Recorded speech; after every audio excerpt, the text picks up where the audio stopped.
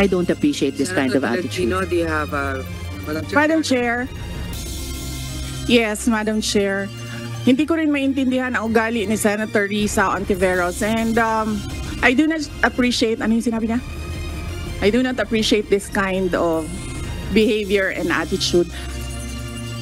Vice President Sara Duterte at Senador Risa Ontiveros nagkasagutan sa budget briefing sa Senado para sa 2025 budget ng Office of the Vice President. Mga tulong na iniendorso ng OVP sa mga ahensya, pinupolitika umano. And nakausap sila ni Alice Guo dun sa baba ng kanyang opisina, nakita niya. At nagpresenta ng driver's license supposedly Alice Guo sa kanya. And then he notarized the counter affidavit. Abogadong nagnotaryo sa counter affidavit ni dismissed Bamban Mayor Alice Guo humarap sa DOJ. Nanindigan na nakaharap pa umano ang pinatalsik na alkalde noong August 14. Well, I would suppose that there are United Nations bodies. Pilipinas posibleng ikonsidera na ang paghahain ng kaso laban sa China sa United Nations ayon sa National Maritime Council. Ang OWA, DMW, we're working together. Magpapadala na tayo ng rapid response team. Second, meron tayong karagdagang funds na inaayos, pinapadala para makapag-responde tayo ng mabilis-bilis. Kung sakasakali na kaagad ay magre-repatriation tayo either by sea or by land. Rapid response team ipadadala na ng Philippine government sa Lebanon.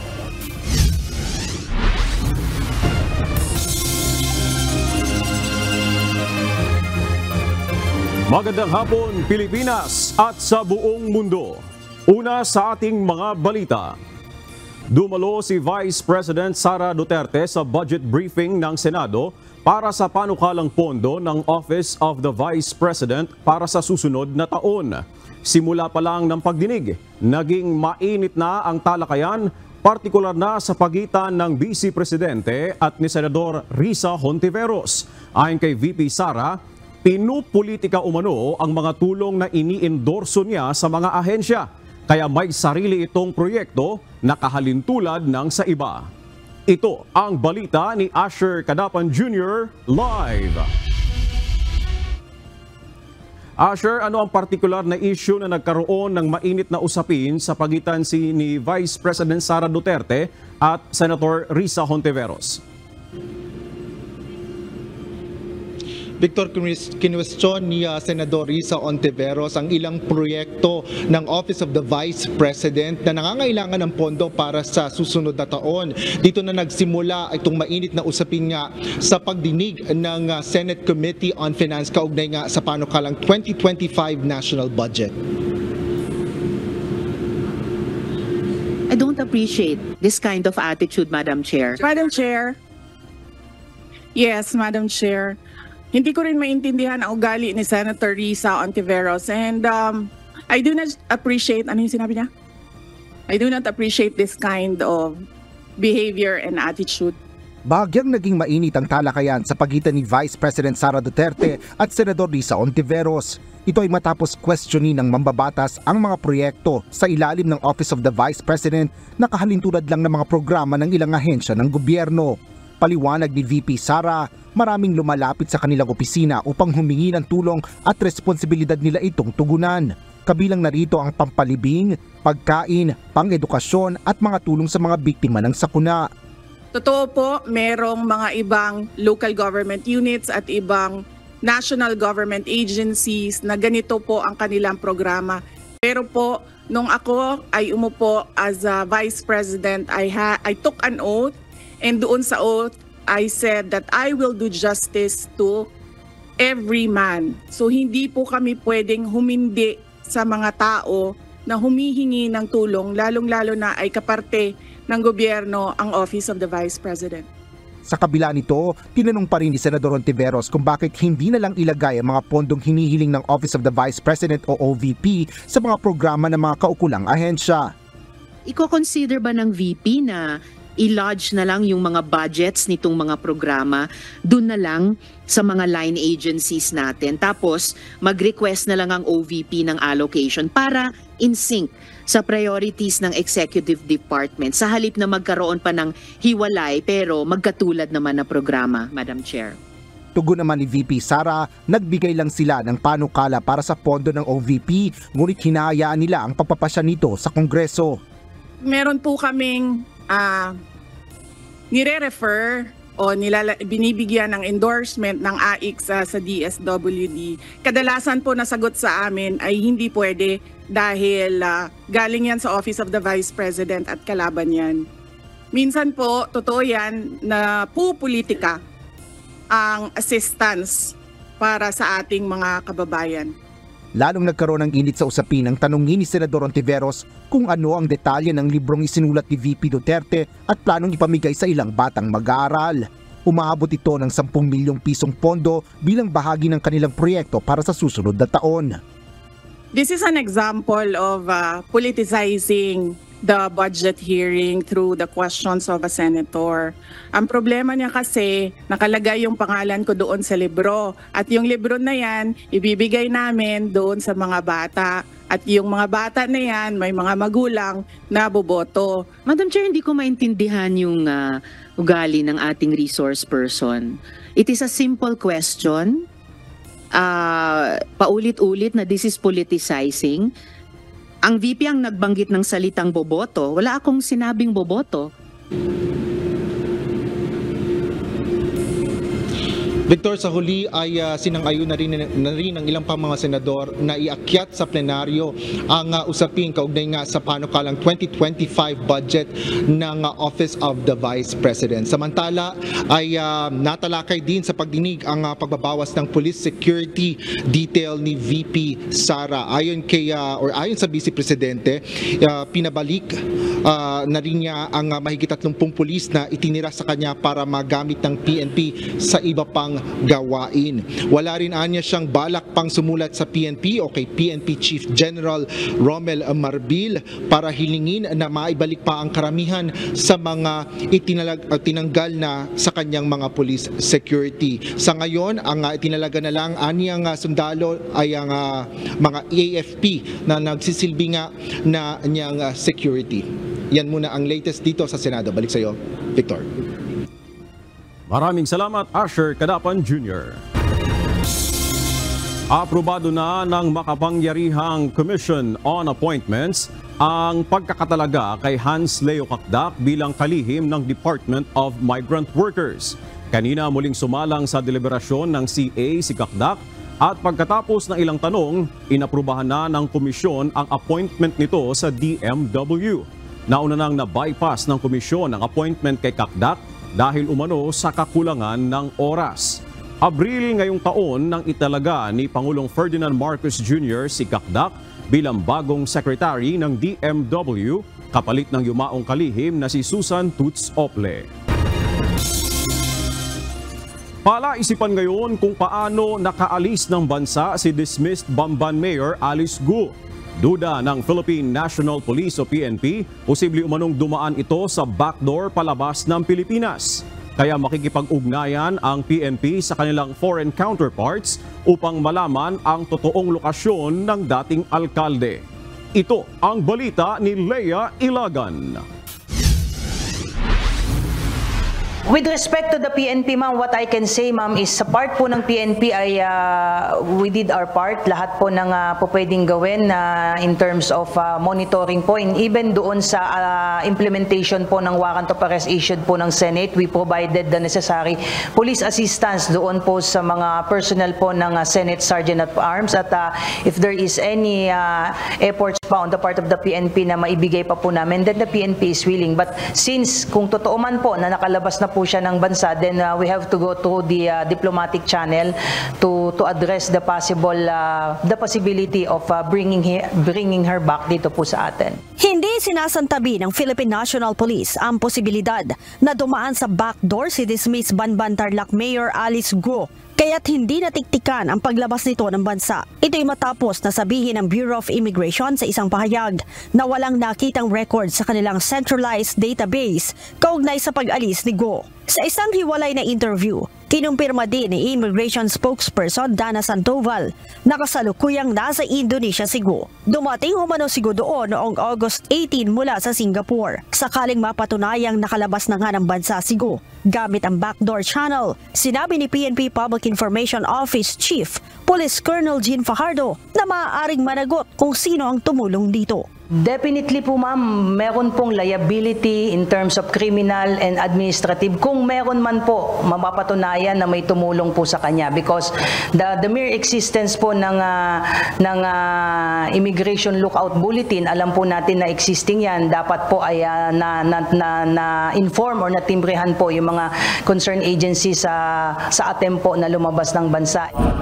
Nauna nang napaulat na nasa Kuala Lumpur, Malaysia si Go. Nagtungo din umano ito sa Singapore at Indonesia. Subalit, diit ng abogado ni Go, nasa Pilipinas lamang ito. Sa katunayan, personal pa itong pumirma sa isang affidavit sa Notary Public sa San Jose del Monte, Bulacan noong August 14. Kaya naman, sinabi ni Colonel Fajardo na makikipag-ugnayan na ang Philippine National Police sa kanilang foreign counterparts para malaman ang tunay na kinaroroonan ni Go. Hindi po tayo titigil until such time po na mahuli po natin yan. If there is a need na since nga kung confirm nga po na nakaalis na po sa bansa itong si Mayor Go, then I think it will be incumbent on the part of the PNP and other law enforcement agencies to coordinate also dun sa ating foreign counterparts for purposes of monitoring the possible whereabouts po ni Mayor Go sa ibang bansa po. Si Mayor Go ay pinaghahanap ng mga otoridad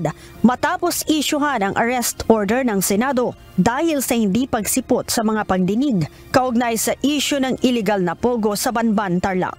Leia Ilagan, UNTV, News and Rescue. Diyos ang aming sandigan, serbisyo publiko ang aming pinahahalagahan. Maparurusahan ang lahat ng nagpabaya at iligal na pinayagan si dismissed Bamban Tarlac Mayor Alice Go na makalabas ng Pilipinas. Ayon kay Justice Undersecretary Margarita Gutierrez, ipinag-utos na ni Secretary Crispin Boying Remulla ang pagsasagawa ng malalimang investigasyon upang matukoy kung sino-sino ang mga sangkot sa pag-alis ni Go. Kasama rin sa inaalam ngayon ng DOJ kung may posible ring pananagutan ang mga abogado ni Go. Nauna nang inisyuhan ng Immigration Lookout Bulletin si Go dahil sa mga kasong kanyang kinakaharap dito sa Pilipinas. Siniguro ni Justice Secretary Jesus Crispin Boying C. Remulla na mananagot ang lahat na nagpabaya at hinayaang iligal na makaalis ng bansa si dating Banban Mayor Alice Go. Kaugnay nito, ipinag-utos ni Secretary Remulla ang isang malalimang investigasyon tungkol sa umano'y pag-alis ni Go ng bansa. Pinaiimbestigahan na ng Department of Justice ang umano'y pagtakas ni dismissed Bamban Tarlac Mayor Alice Go. Kasama sa binalaan ng DOJ ang mga kawani ng Bureau of Immigration na posibleng sangkot dito. Humarap naman sa DOJ ang abogado na nagnotaryo sa counter affidavit ni Go at nagsabing nakita pa niya ang alkalde noong isang linggo. Ito ang balita ni Dante Amento.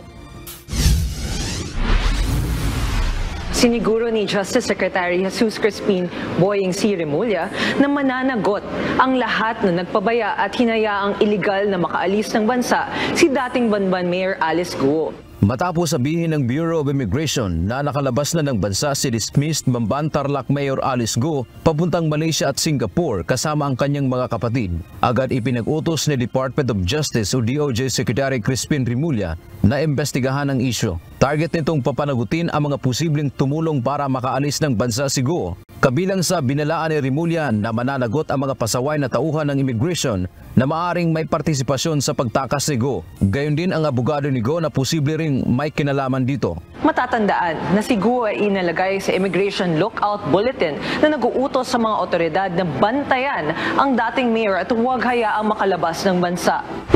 Samantala humarap naman sa DOJ si Attorney Elmer Galicia na nagnotaryo sa counter affidavit ni Go sa San Jose del Monte, Bulacan. Sinamahan siya ng Provincial Prosecutor ng Bulacan. Sinikap kuna ng mga kawani ng media sa Attorney Galicia kung talaga bang nakaharap niya si Go noong August 14 batay sa nakalagay sa dokumentong pinanumpaan umano ng dating alkalde. Yan, humarap po ba sa inyo si Alice Go? Yun lang sir. Nakaharap niyo po ba si Alice Go? Ito po humarap sa inyo si Alice Go, sir.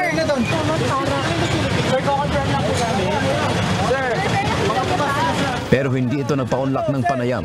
Ayon naman kay Attorney Sunny Ocampo, Provincial Prosecutor ng Bulacan, sinabihan niya ni Galicia na nakaharap niya ng personal si Go. Pumunta si Go sa tanggapan ni Galicia noong August 14 ng alas 7 ng gabi. Salungat ang impormasyong ito sa pahayag ng mga otoridad na nakalabas na umano ng bansa si Go nitong Hulyo pa. Nakausap sila ni Alice Guo doon sa baba ng kanyang opisina at nakita niya at nagpresenta ng driver's license si supposedly Alice Guo sa kanya. And then he notarized the counter affidavit. Makikita sa dokumentong isinumite ni Go sa DOJ na August 14 nagpanotaryo ito. Bukas umano ay maghahain ng sinumpaang salaysay o affidavit sa DOJ ang abogado kaugnay sa isyu. Dante Amento, UNTV, News and Rescue. Diyos ang aming sandigan, serbisyo publiko ang aming pinahahalagahan. Hiniling ni Senator Risa Hontiveros sa Department of Foreign Affairs na kansilahin na ang passport ni dismissed Bamban Mayor Alice Go. Ayon kay Senator Hontiveros, mas magiging madali ang pagtuntun dito kapag hindi na siya makakapagpalipat-lipat ng lugar.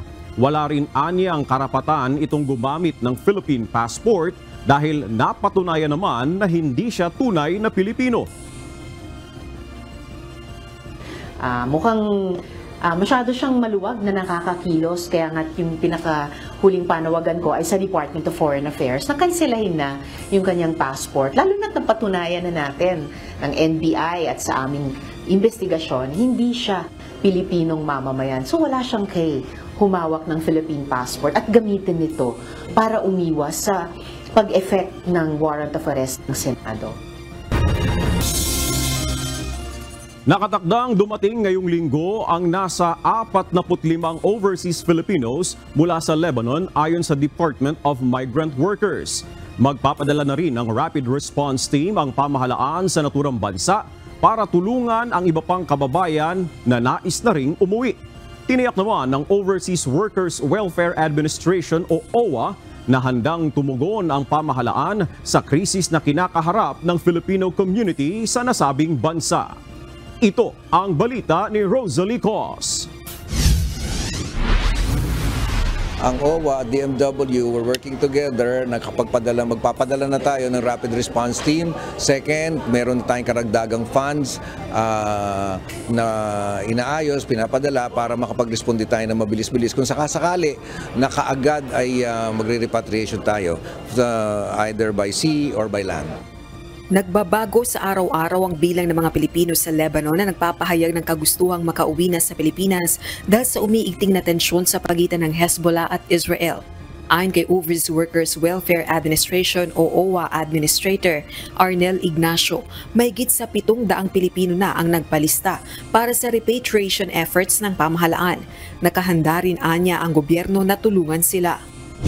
Magpapadala rin ng Rapid Response Team ang OWA, Department of Migrant Workers at Department of Foreign Affairs. Bukod pa ito sa mga kawani ng mga ahensyang naka-standby na sa rehiyon. They go through this ng madalas-dalas.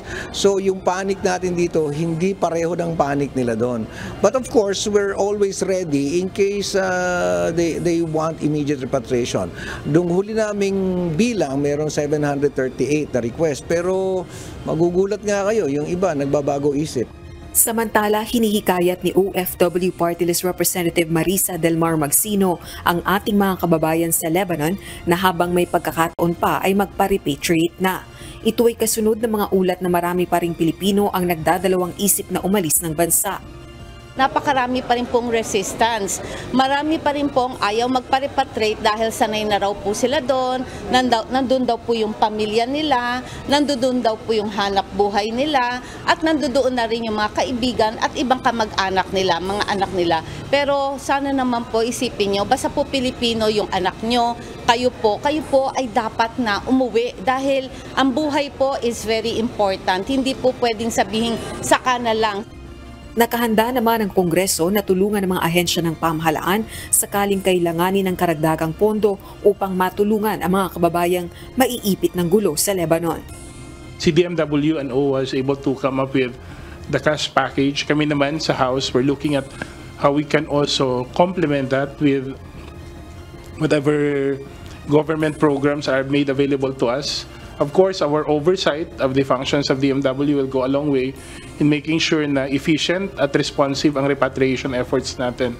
Nakatutok po tayo and we're helping in whatever way we can. Rosa Licoz, UNTV News and Rescue. Diyos ang aming sandigan, serbisyo publiko ang aming pinahahalagahan. Kinumpirma ni Executive Secretary Lucas Bersamin na hiniling mismo ng Office of the President na kanselahin ang passport ina dismissed Bamban Mayor Alice Guo, kasama ang mga kapatid nito na sina Wesley Leal Guo at Sheila Leal Guo. Kasama dito si Catherine Cassandra Ong. Nakasaad sa lumabas na memo ng Malacanang na naiulat na nakalabas na ng Pilipinas si Guo gamit ang Philippine passport.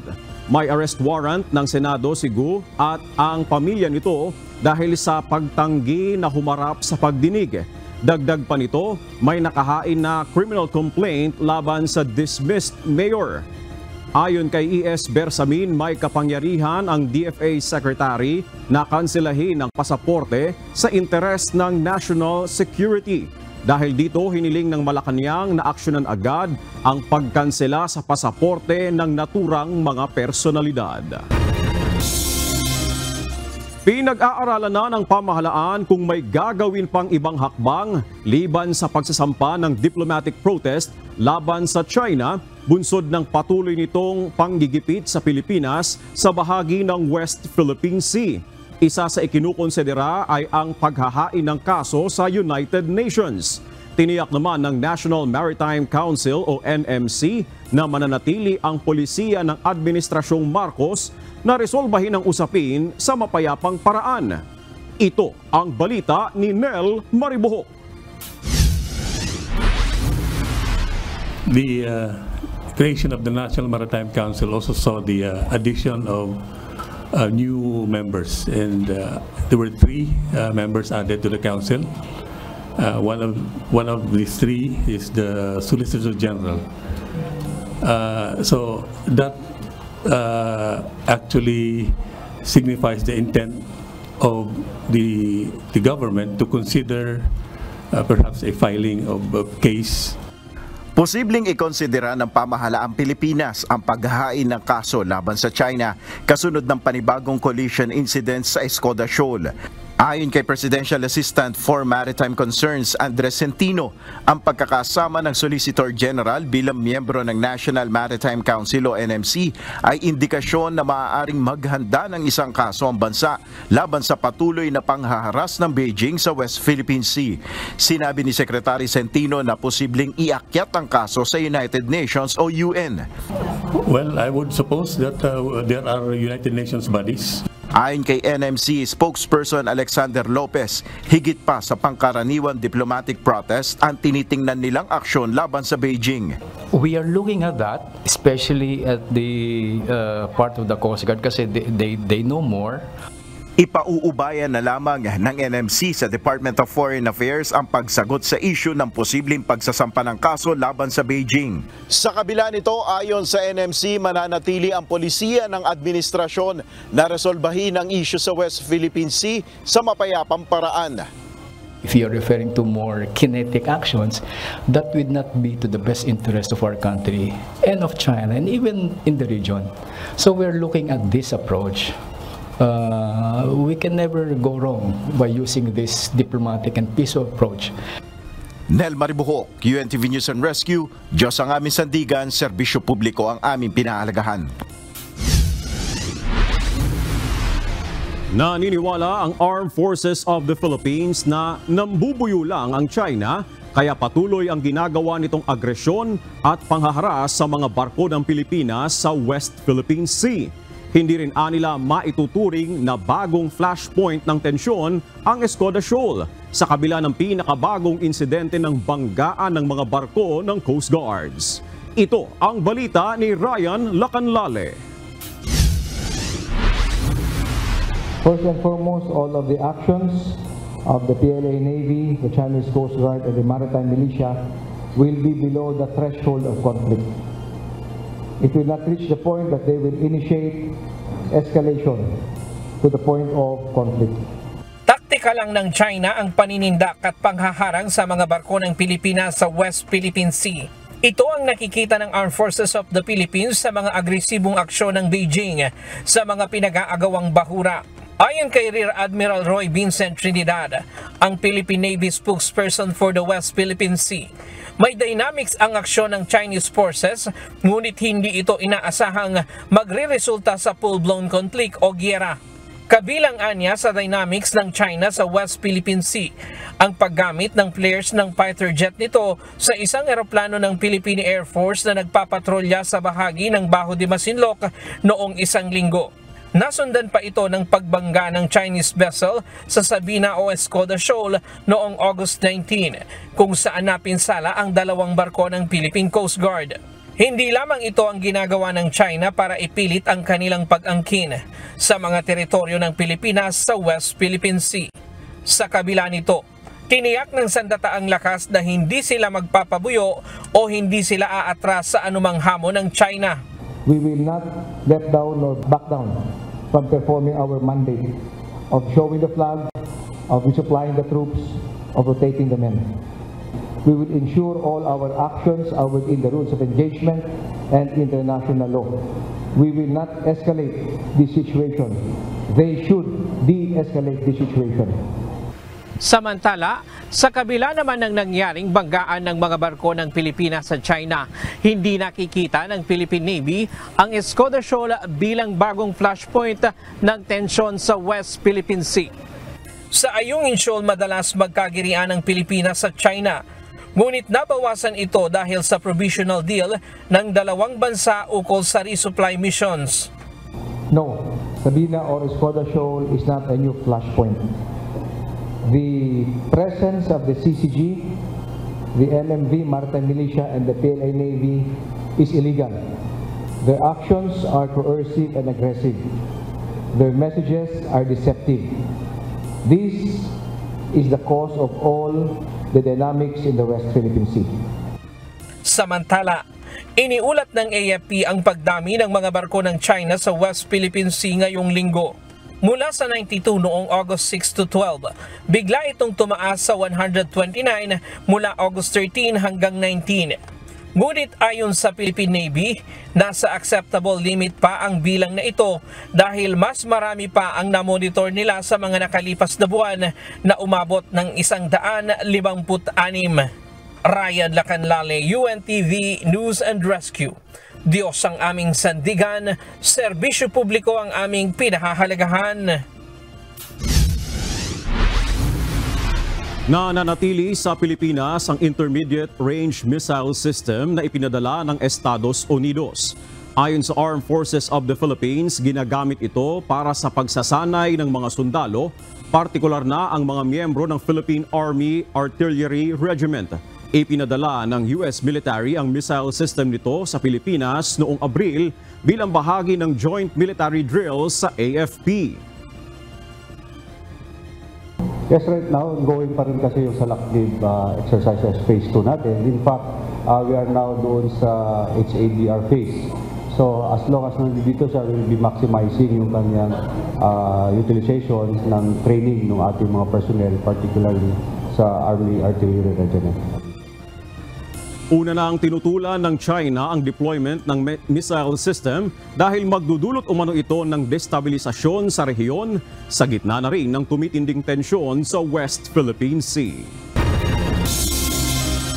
Samantala, narito naman ang mga balita sa iba't ibang panig ng mundo. Ihahatid ng ating global correspondent na si Ann Gonzalez mula sa Ho Chi Minh City, Vietnam.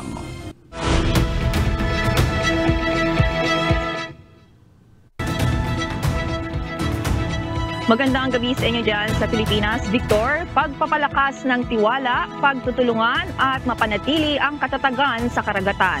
Ito ang natalakay sa 3 araw na pagbisita ni Vietnam President Thu Lam sa China at pakikipag-usap sa kanyang counterpart na si Xi Jinping. Naabot ng 2 communist leader ang isang mataas na antas ng kasunduan na may kinalaman sa pagpapatibay ng kanilang political trust, regular at madalas na pakikipag-ugnayan sa isa't isa.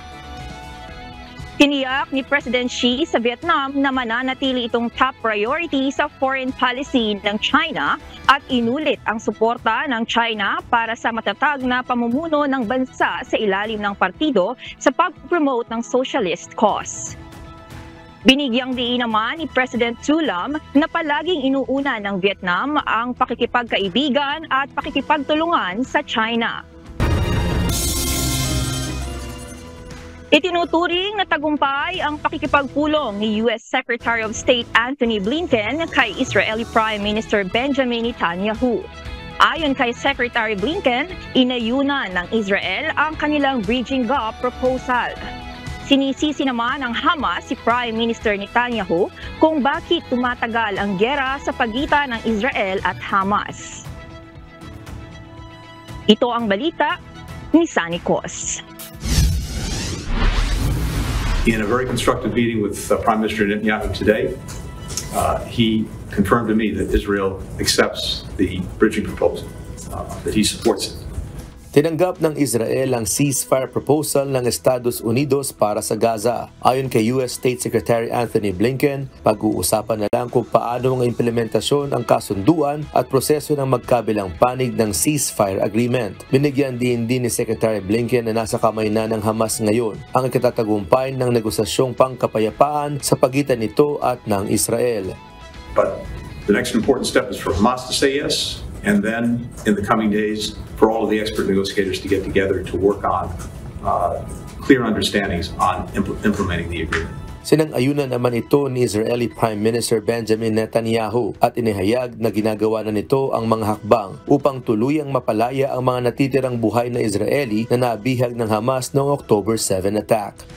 ואני מבקש להדגיש, מאמצים לשחרור מקסימום מספר חטופים חיים כבר בשלב הראשון של העסקה. Sa isang statement, sinisi ng Hamas si Netanyahu ng obstruction kung bakit hindi magkasundo ang dalawang panig at nagpahayag na nais nitong maisakatuparan ang three-phase proposal na inilatag ni US President Joe Biden kasama na ang pagpapalaya ng mga hostages sa Gaza, isang full and complete ceasefire at pagpapalaya sa mga Palestinian prisoners sa Israel. Sa kabila ng positibong pagpupulong ni Blinken at Netanyahu, nanindigan ng US na hindi nito nais na palawakin pa ang giyera sa pagitan ng Israel at Hamas. Handa umano ang Amerika na depensahan ang Israel at ang mga interes nito sakaling lumala pa ang regional conflict.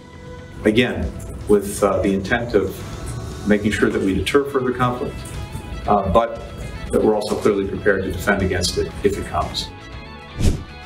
Habang nagpapatuloy ang negosasyon, patuloy din ang pagtaas ng bilang ng sibilyang namamatay. 15 ang naiulat na namatay ngayong araw sa dalawang magkaibang Israeli airstrike sa Gaza. Tutungo naman si Secretary Blinken sa Egypt upang kausapin ang leader ng bansa. Bukod sa US, ang Egypt at Qatar ay kabilang sa mga mediators sa pagitan ng Israel at Hamas. Sunny Cos, UNTV News and Rescue, USA. Diyos ang aming sandigan, serbisyo publiko ang aming pinahahalagahan. At yan ang mga balita mula sa iba't ibang panig ng mundo. Mula dito sa Nagoya, Japan, ako si Nerissa Dando. Magandang gabi. Nabawasan na ang smog o fog sa palibot ng Taal Volcano dahil sa nararanasang pag-ulan sa lalawigan. Pero ayon sa FIVOX, kinakailangan pa rin ang pag-iingat dahil sa posibilidad ng acidic rain at mga pagbabago sa hangin na maaaring magpalala sa sitwasyon. Ito ang balita ni Lynette Bahe live. Lynette, tuloy-tuloy na ba ang pagkawala ng smog o fog sa palibot ng Taal Volcano at mga karatig lalawigan? Victor, magandang gabi. Ayon sa PHIVOLCS, ang pagkawala ng smog o VOG sa palibot ng Taal, volcano at mga karatig lalawigan ay depende pa rin. Kabilang dito ang mga kondisyon ng panahon, antas ng emission ng sulfur dioxide mula sa bulkan at mga pag-ulan na maaaring magdulot ng pagbaba ng antas ng smog. At may mga panahon pa rin maaaring magkaroon ng smog, lalo na kung mabagal o walang hangin. Pero sa ngayon nga, medyo humupa na talaga ang smog dito sa paligid dahil nagkaroon na ng mga pag-ulan at hangin. Ayon sa Philippines Institute of Volcanology and Seismology of PHIVOLCS, malaking tulong ang pag-ulan upang makatulong sa pag-alis ng volcanic smog o VOG sa ating kapaligiran. Ang pag-ulan ay nagdadala ng hangin na maaaring magpababa sa antas ng smog.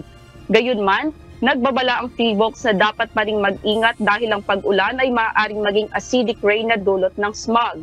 Sa isang phone interview, sinabi ni Jerome De Lima, Science Research Specialist ng PHIVOLCS, na palagi namang nag-e-emit ng sulfur dioxide ang bulkan. Palagi naman po nag-i-emit ng sulfur dioxide ang Taal Volcano, and it's just a matter kung maaraw ba at kung mabagal ang hangin. So, sa binabantayan na wind parcel trajectory ng Pag-asa, bibilis ng bahagya ang hangin ng August 25. However, kung magkaroon man ng instance na babagal ulit ito, ay baka tumuloy pa ang volcanic smog. Samantala, malaki ang epekto ng smog sa mga halaman, lalo na sa maliliit na halaman na apektado ng sulfur dioxide o asupre. Ayon kay Ace Tamparia, isang plant nursery owner sa Talisay, Batangas, kapag tinamaan ng sulfur mula sa smog ang maliliit na dahon, unti-unti itong nanghihina at namamatay.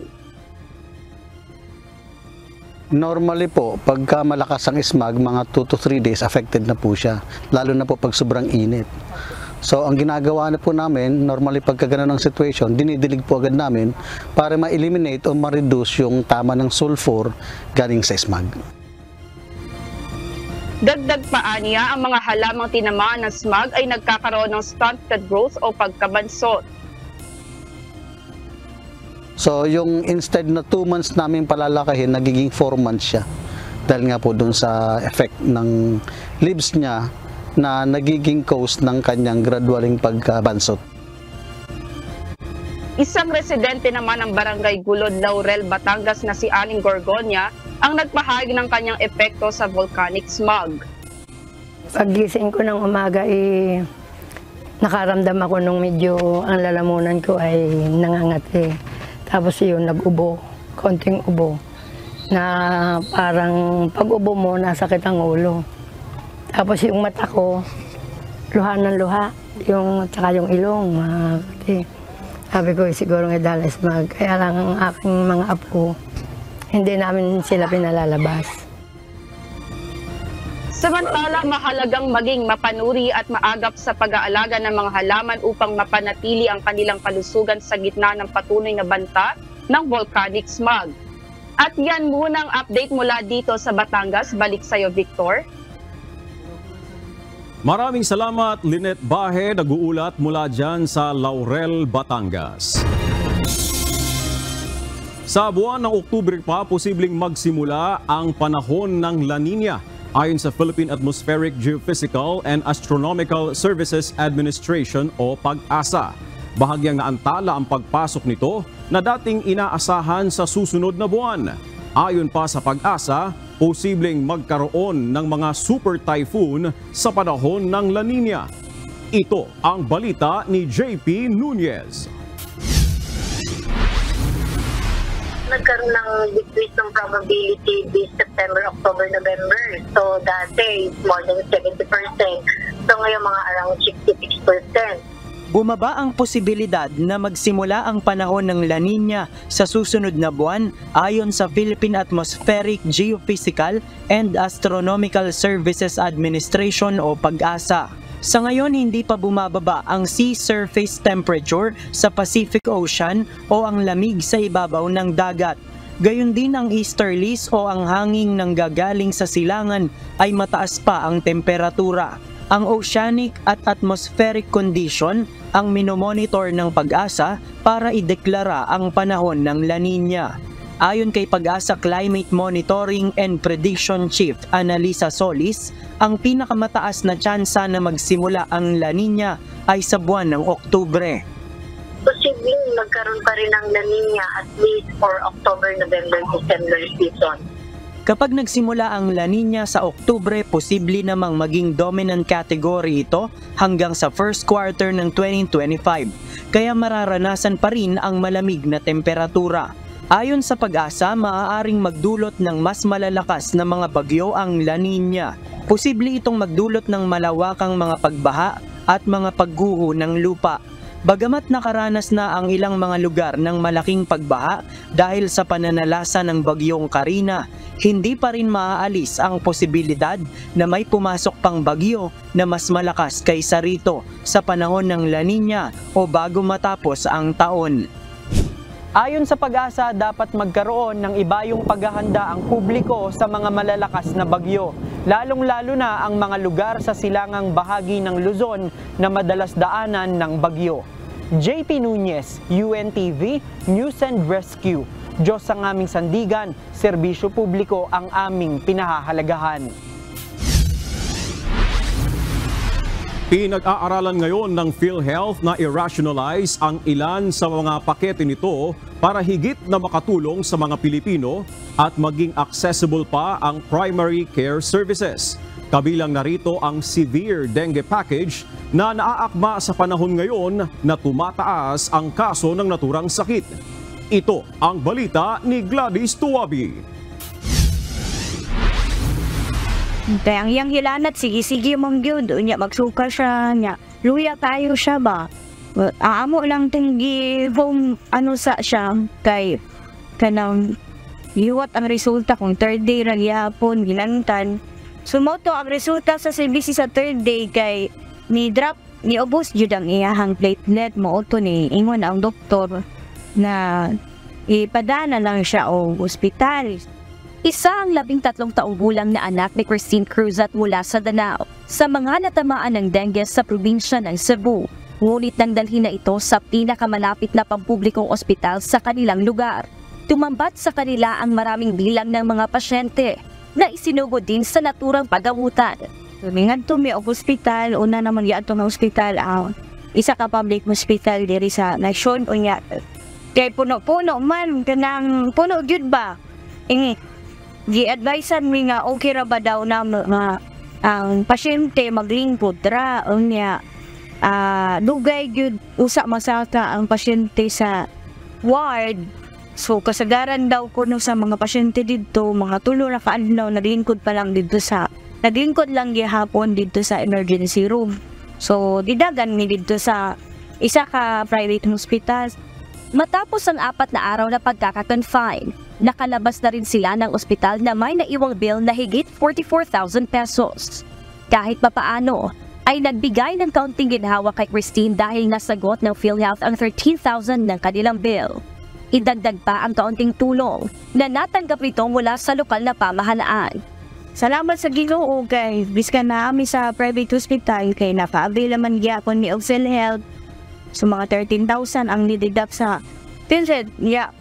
Ang nagasto gid namo kay nasa 40,000 kapin ang among bill niya, 13,000 ang minus sa PhilHealth niya na kapangayo niya og medical assistance sa ka politiko diri sa North sa Cebu. Unya salamat sa Ginoo kay mauna na nagawas in tao ng akong anak. Kahit papaano'y malaki ang nagagawang tulong ng mga benepisyong ipinagkakaloob ng PhilHealth sa mga miyembro nito tulad ni Christine. Ngunit ano-ano nga ba ang saklaw ng mga benepisyong ito, lalo na sa mga tinamaan ng dengue at leptospirosis? Ayon sa PhilHealth, mayroon man o walang warning signs ng dengue. Sagot nito ang 13,000 pesos para sa levels 1, 2 at 3 na mga ospital. 9,100 pesos ang coverage para sa primary care facilities. Habang 16,000 pesos para sa severe dengue na maaari lamang ma-avail sa mga ospital na nasa levels 1, 2 at 3. Para sa leptospirosis naman, moderate o severe man, 14,300 pesos. ang benepisyo ng PhilHealth na pwede lamang ma-avail sa levels 1, 2 at 3 na mga ospital. Layunin ng PhilHealth na makatulong sa mga Pilipino na makaiwas sa sakit at gastusin sa pagpapaospital at gawing accessible ang primary care services. At ngayong dumarami ang nagkakasakit dahil sa dengue at leptospirosis. Pinag-aaralan ngayon ng PhilHealth ang pag-rationalize sa pagkakaroon ng severe dengue package, kung saan inaasahang makapagbibigay ito ng mas malaking benepisyo sa mga taong matatamaan ng naturang sakit at inaasahang maipatutupad sa taong ito. Gladys Tuwabi, UNTV News and Rescue. Diyos ang aming sandigan, serbisyo publiko ang aming pinahahalagahan. Inihahanda na ng pamahalaan ang mga magbababoy sa Lobo, Batangas para sa pagbabakuna sa kanilang mga alagang baboy kontra African Swine Fever. Ayon sa Department of Agriculture, ito ay upang matiyak na walang masasayang na bakuna sa gagawing vaccination rollout sa Setyembre. Ito ang balita ni Harry Ilagan. More than 160 na magbababoy ang nag-attend. Mostly ay mga smallhold at merong dalawa na commercial farms na nag-attend ng orientation na pinangunahan ng Bureau of Animal Industry. Sinimulan na ng Department of Agriculture ang orientation sa mga hog raiser sa Lobo, Batangas para sa gagawing vaccination rollout kontra African Swine Fever na itinakda sa susunod na buwan. Sa panayam kay Agriculture's Assistant Secretary Arnel de Mesa, sinabi nitong tanging mga malulusog na baboy lamang ang isasama sa vaccination rollout at iyon lamang 8 weeks to 10 weeks old. Bago ang rollout ay magkakaroon din ng validation ng mga farms at saka pa lamang sisimulan ang pagbabakuna. Kailangan matiyak kasi natin na mayroong level of biosecurity 1 for backyard smallhold at biosecurity level 2 doon naman sa commercial at semi-commercial. At yung listahan naman ay naibigay na ng lokal na pamahalaan sa BAI. So, i-review na yun at i-validate. After that, ay saka pa kukuha ng samples doon sa mga eligible na mga farm. And then, after which, saka pa tayo magkakaroon ng vaccination. Matapos ang orientation sa Lobo, Batangas, ay isusunod naman ng DA na kausapin ang mga karatig bayan tulad ng Lipa City at Balayan. Kasabay nito ay ihahanda na rin ng kagawaran ang mga regional at national laboratory na pagdadalhan ng mga blood samples na nakolekta sa mga baboy para malaman kung positibo sa ASF. Isang box ng ASF vaccine ang naglalaman ng 50 doses. Ayon sa DA, kailangan ding maihanda ang mga cold storage facility na pag-iimbaka ng bakuna upang hindi mawala ang efficacy at efficiency ng mga ito. Kailangan clustered yung mga backyard, nakamapa yun para hindi masayang yung yung bakuna kasi siyempre pag nabuksan yun kailangan na itrok agad at may temperature requirement. So ito yung mga kinoconsider at kailangan strategize mabuti para ma-maximize natin yung bakuna at hindi masayang. Harry Ilagan, UNTV, News and Rescue, Diyos ang aming sandigan, serbisyo publiko ang aming pinahalagahan. Sa ikalawang pagkakataon sa loob ng 2 taon, muling idineklara ng World Health Organization ang Mpox bilang isang global public health emergency noong nakaraang linggo, August 14. Kasunod ito ng pagtaas ng kaso ng viral infection sa Democratic Republic of Congo at mga kalapit nitong bansa. Ito ang balita ni Jed Neresina.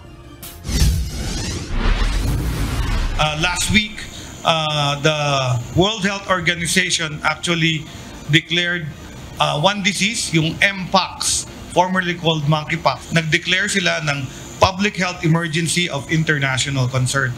Ang Mpox ay isang sakit na dulot ng monkeypox virus. Ito ay isang zoonotic viral infection, ibig sabihin maaaring maipasa ito sa tao mula sa hayop. Bukod dito, tinitingnan din ng World Health Organization o WHO ang pagkalat nito sa iba pang mga bansa.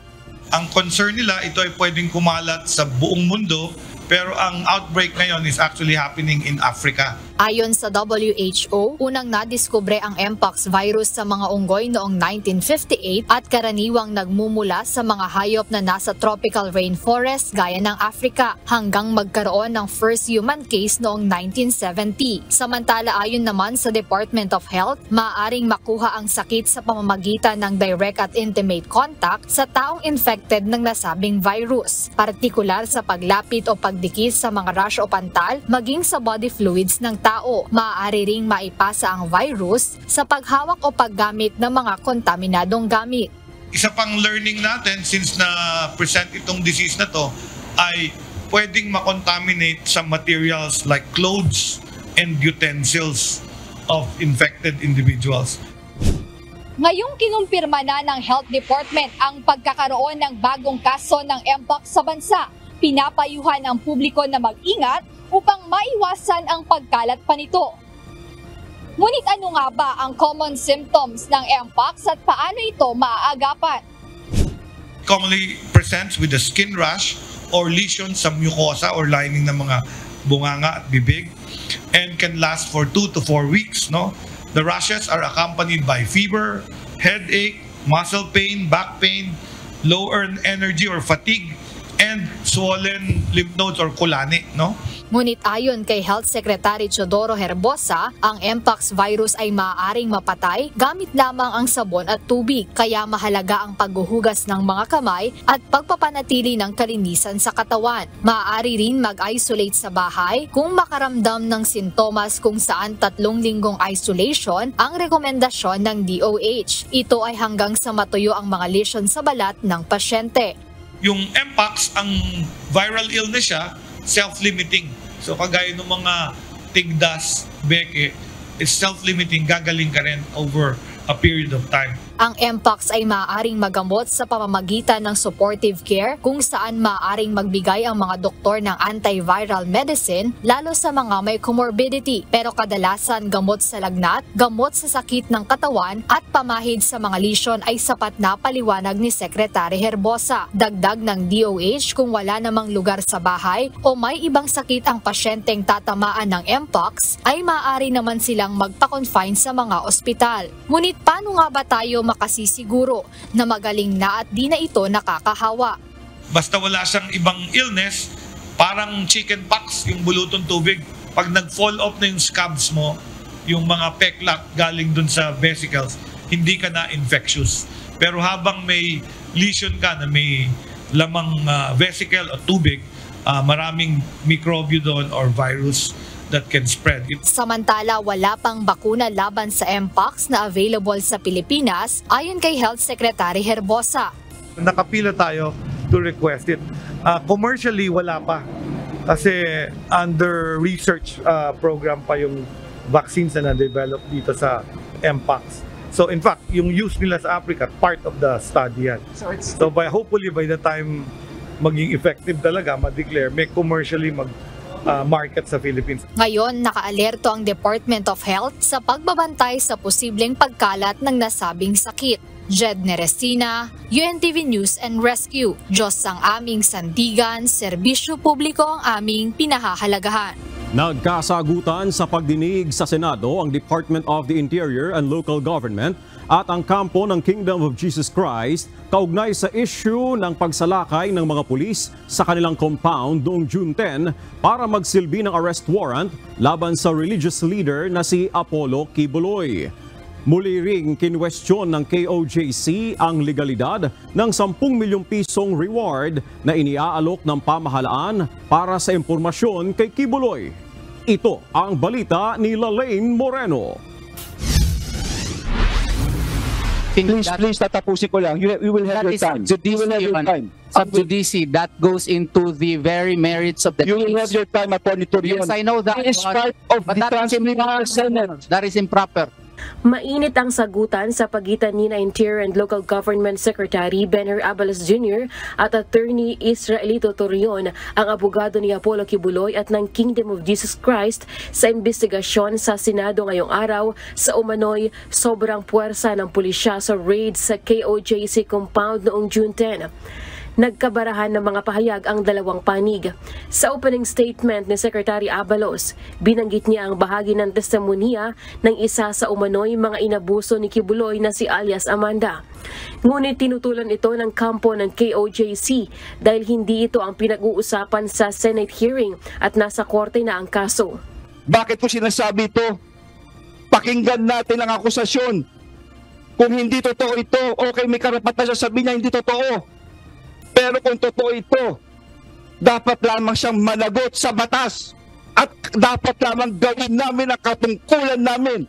To quote directly from the declarations of an alleged complainant, Your Honor, would be delving into the merits of the case, which is no longer the issue in this case, because the issue in this case is whether or not there was excessive force in the implementation of the warrant of arrest. Natigil lamang ang bangayan ng dalawang panig ng mamagitan ng chairperson ng Senate Committee on Public Order and Dangerous Drugs na si Senator Ronald De La Rosa.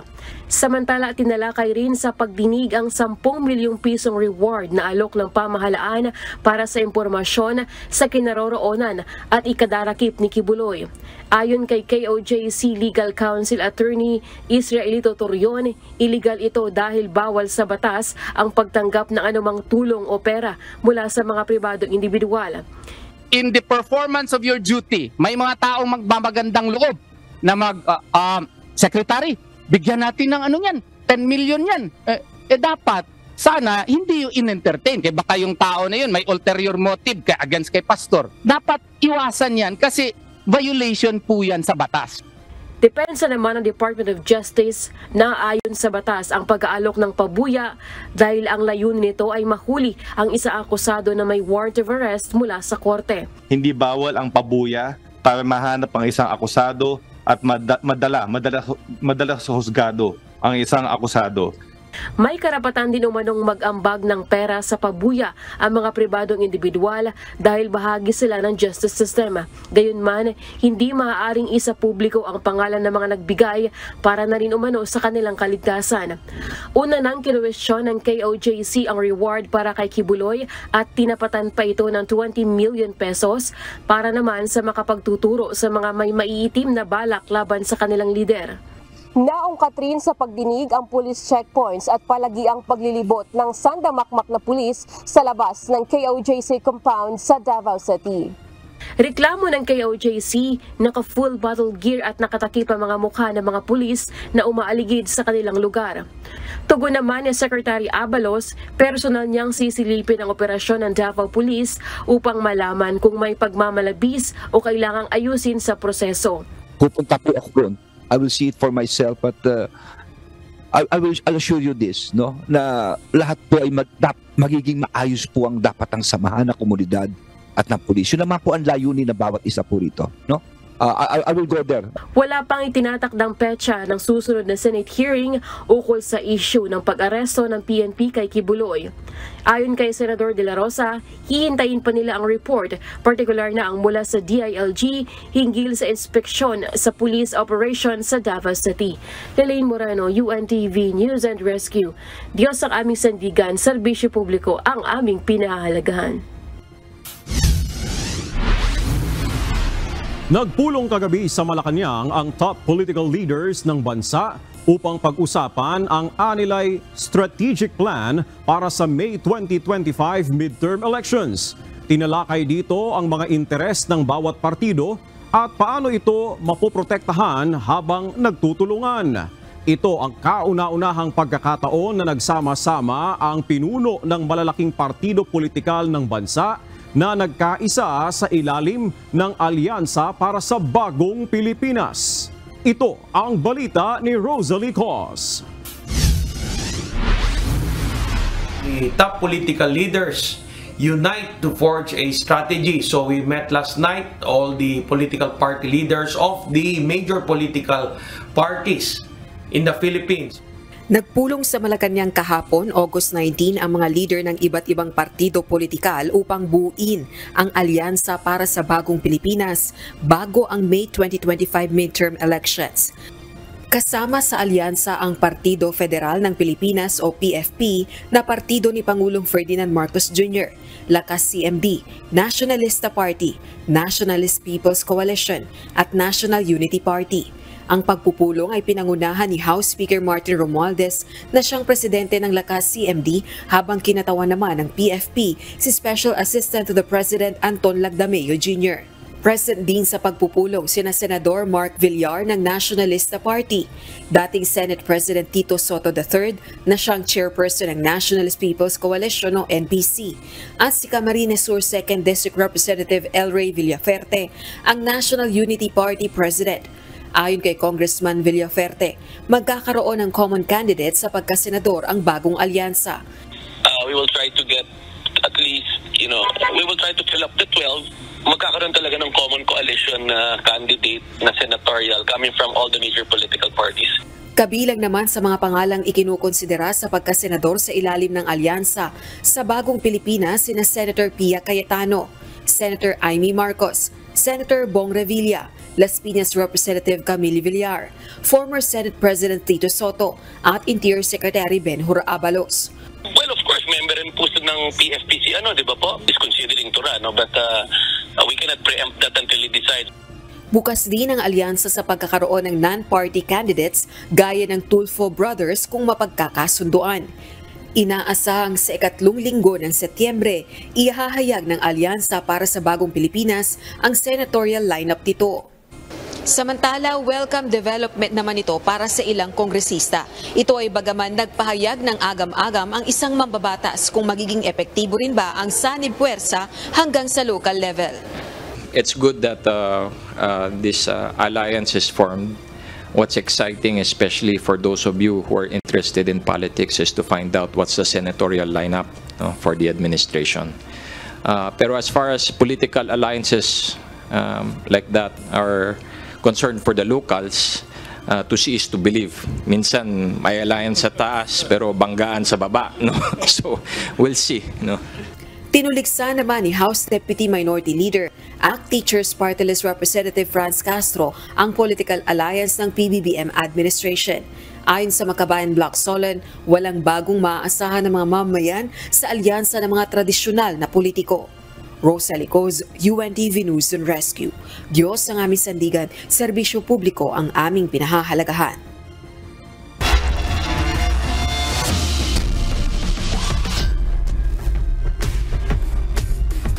Nagpamalas ng Never Say Die spirit ang DOJ Justice Beacons para sa kanilang come-from-behind win kontra Judiciary Magis sa pagpapatuloy ng eliminations ng UNTV Cup Executive Face-Off. Samantala, napanatili naman sa magandang posisyon ang GSIS Furies at Office of the President Executives matapos magwagi sa kani-kanilang laban. Ito ang balita ni Bernard Dadis.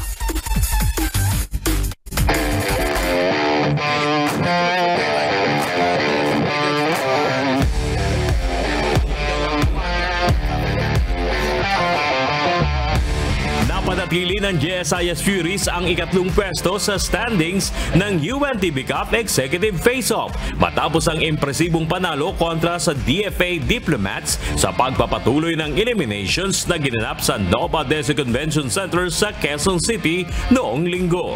Dinomina ng GSIS ang DFA sa final score na 79-39. Nanguna sa kanilang opensa si Paul de la Cuadra na humakot ng 22 points, 13 rebounds at tig-2 assists at blocks kaya tinanghal na best player of the game. Maraming salamat po. Ito po ay napaka-importanting game para sa amin para ho every win counts po dito sa ating liga po, and siguro po nagbunga ang aming pag-ensayo at may mga konti pa naming i-adjust po sa mga defense namin para tuloy-tuloy po itong panalo namin. Napakahalaga ng panalo na ito para sa GSIS dahil nasa kalagitnaan na ng eliminations at ang top 4 lamang sa 10 team na kalahok ang aabante sa next round.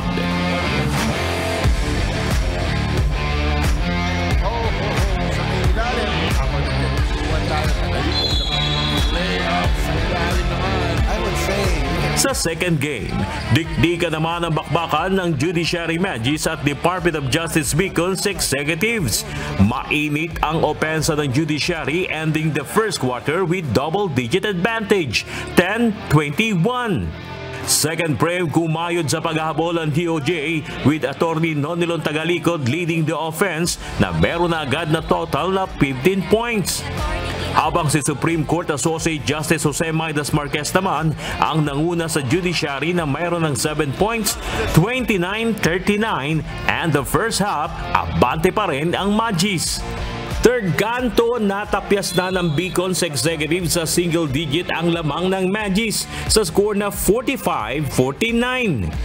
Last 2 minutes and 27 seconds sa fourth quarter, naitabla na ng DOJ sa 59 ang score matapos ang quick 2 ni Attorney Chester Natividad. Last 1 minute and 20 seconds, umangat pa sa 3 points ang abante ng Magis, 59-62. Subalit pagkatapos nito ay napako na sa 62 points ang Judiciary. Dahil yan sa 3-point dagger ni Senior Deputy State Prosecutor Richard Padulyon, last 30 seconds, tie na ang score at 62. Nasundan pa yan ang steal ni Attorney Nonilon Tagalikod at mabilis niyang drive sa basket para selyuhan ang tagumpay ng DOJ, 64-62. Tumawag pa ng timeout last 5.3 seconds ang Judiciary para ikasa ang play, subalit hindi na sila pinayagan ng Beacons na makahabol. Best player of the game sina Attorney Nonilon Tagalikod na kumamada ng 24 points, 9 rebounds at tig-3 assist at steals. At si Attorney Chester Natividad na tumikada ng 13 points at 18 rebounds. Sabi naman ng aming coach, it's all about effort. Ito yung season na almost every team ay may kakayahan, may skills, at may teamwork. It's all about effort. Sabi nila kung sino ang may mas gusto, sino ang mas gustong manalo, yun ang magwawagi. And luckily for us, it turned out that our effort was better and mas nakatulong sa aming team. We maintain our aggressiveness and focus sa game. That's why no third and fourth quarter nakahabol po kami.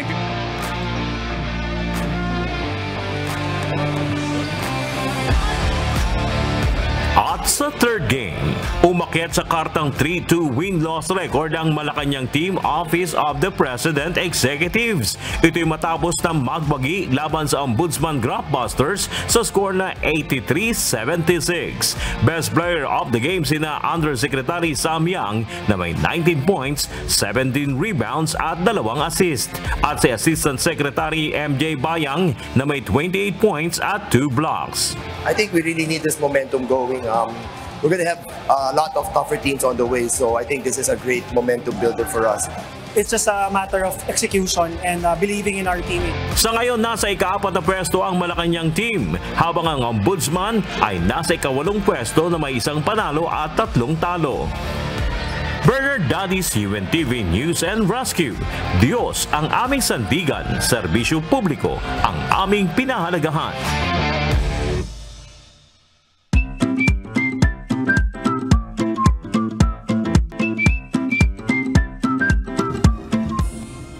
Narito naman ang ating mga kausi ngayong araw ng Martes. Salamat po sa inyong panunood at shout out kina Aimee Aquino, Marilu Cris Furia, Prudencio Balnes, Recto Ramirez, Melchor Go at Jeric Nabayra Vlog. Narito ang salita ng Diyos na ating sandigan mula sa Aklat ng Kawikaan 24 at 17. Na nagsasabi, huwag kang magalak pagka ang iyong kaaway ay nabubuwal, at huwag matuwa ang iyong puso pagka siya'y nabubuwal.